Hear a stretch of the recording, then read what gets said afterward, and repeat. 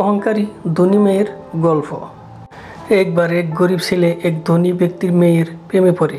ছেলেটা তাকে অনেক ভালোবাসত, তাই একদিন তাকে প্রপোজ করলো। মেয়েটি তাকে প্রত্যাখ্যান করেছিল। শোনো, তোমার মাসিক বেতন আমার প্রতিদিনের খরচের চেয়েও কম। আমি কিভাবে তোমাকে নিয়ে সংসার করব?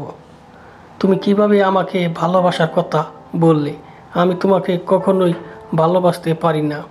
তোমার লেভেলের কাউকে খুঁজে নাও, চলে যাও এখান থেকে।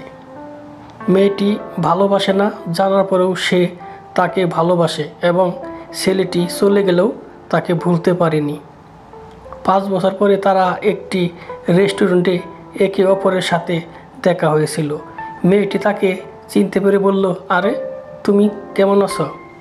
মেয়েটি বলল, আমি এখন বিবাহিত। তুমি কি জানো আমার স্বামীর বেতন কত? প্রতি মাসে 80,000 টাকা। তুমি কি জীবনে এমন চাকরি পেতে? এই কথাগুলো শুনে ছেলের চোখে ভিজে গেল। কয়েক সেকেন্ড পরে তার স্বামী আসে।